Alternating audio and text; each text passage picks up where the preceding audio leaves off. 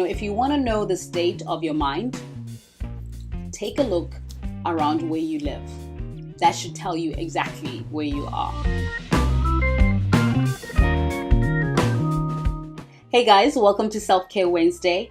Today's video is going to be a little bit different than what I actually wanted to bring to you guys. I actually wanted to do a skincare routine video, and then I started to organize my house and put away things, and then it led me thinking I'm gonna share that because maybe somebody might be able to benefit from some of the little tricks and things that I do to keep myself organized. I think about space in the way that most of us probably think about space. It's somewhere where we go to relax and we're safe and we're enjoying the company of our parents, the company of our loved ones, the company of our husbands or wives, our friends. We entertain there, and we don't generally think about space and self-care, if that makes sense.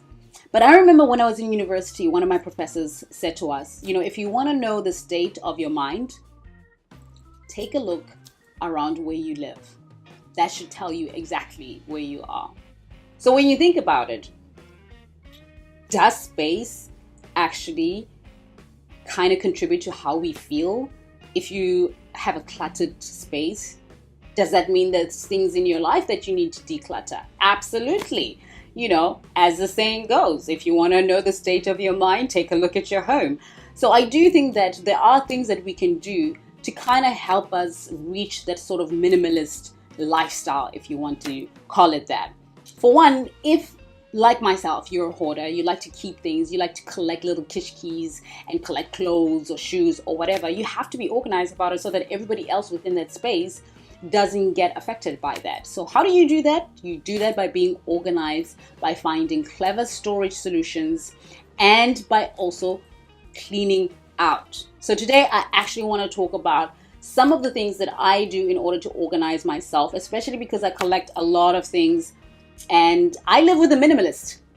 So, it's tough because he is clutter-free and I'm the one with the clutter. So I have to be really organized to make sure that everybody in our home feels that they're not stressed out by all my things. So I hope you guys enjoy this video. I hope you can take away some of the tips that I'm going to share with you guys, and let me know in the comments section, what does living spaces and self-care mean to you? Have you ever thought about, the space that you live in can actually have an effect on how you feel? And let me know if you're a minimalist or if you're an organized clutter person like myself. And of course, if this is your first time on the channel, welcome. Thank you very much for tuning in. And please make sure that you subscribe. It doesn't cost you anything, but it does help me build this channel so I can keep on bringing you all these amazing videos. Also, if you like the video, make sure that you give it a big thumbs up. And I will see you next Wednesday for another Self-Care Wednesday video. Remember that self-care is not just a one-day thing. It is something that we do for ourselves. It's a journey. It takes time. We're not looking for perfection. We're just looking to be better versions of ourselves. I feel like I literally am starting to de-stress as I'm going through this. Like, the clutter must go. All right, let me show you what I got for you guys. Enjoy the video and thank you for watching. Stay awesome.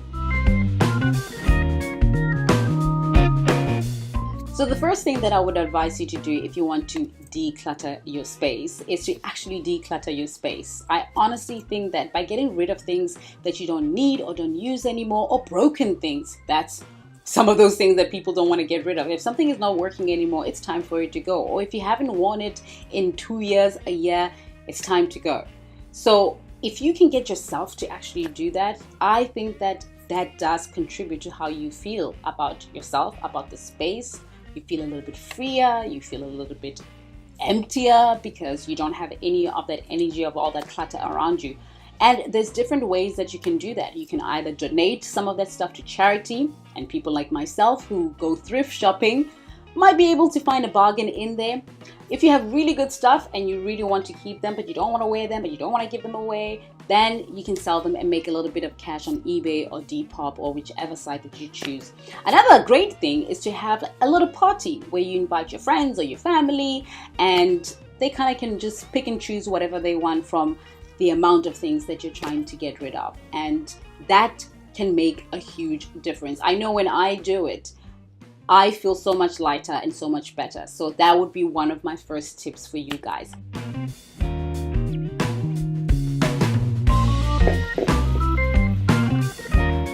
Say hello to my clothing steamer, Misty. Anybody else give inanimate objects names? Okay, back to Misty. It's been 3 years with her and I don't know how I functioned before. Get rid of the iron board and the dry cleaning expenses. And if you're in a hurry, need to sharpen up, steaming is quicker and is safer on most materials. I'm due for an upgrade soon, but this one, not even top of the range, has lasted me a long time. It's also very easy to assemble and pack away. Get a steamer and save yourself some time, unless you find ironing therapeutic.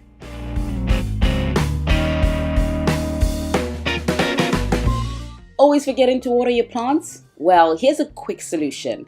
Get your plants a self-watering globe. Now, these globes, you can fill them in with water and the rest is up to them. No mess and no fuss. Refill according to how much water your plant needs. This doesn't mean you shouldn't give extra love to your plants now. So another great thing to do when you are trying to sort of organize yourself or kind of shed things out is spatial arrangement. Now, just by moving your chair or your furniture around in the space can actually make a huge difference. I know when we do it at home, sometimes we come in and we just think, oh wow, we're in a different kind of environment. This is a new flat altogether. And it's just because we just rearrange things a little bit differently. And that can help sort of like get rid of the baggage or feel like the baggage is not there anymore. It's a new space, it's lighter, it's brighter, and it makes you feel better. If you're one of those people who can never remember where you put your earrings or where you put the last one and nothing matches, well, listen up. Here's a quick way to store everything in one place where it'll be safe and also easily accessible. Get yourself one of these black boxes with compartments to separate the jewelry. If it falls or flips around, your earrings are never going to mix. Everything stays in its place. This beats jewelry boxes any day. It's just not pretty. This has happened for me, my shoe collection. Unfortunately, living in London means storage is a commodity. Here's how I organize my shoes. They rotate monthly. I use these Ikea shoe boxes to archive the shoes that are not used every day or that are small enough to fit in the box. The result? Neat spaces. You don't have to worry about your shoes being exposed to lots of sunlight, and your archive shoe boxes are not a disturbance to anyone.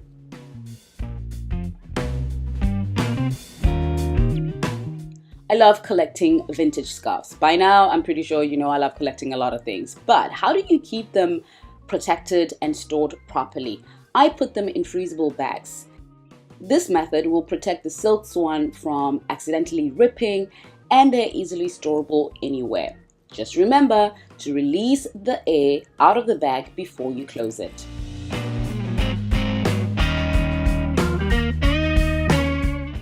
Ikea is great for storage solutions, so be smart. When you're there, grab a few.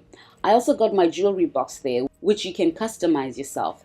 It's been to Moscow and back with me. This is for the heavier jewelry. Yep, I'm obsessed with storage boxes, clearly.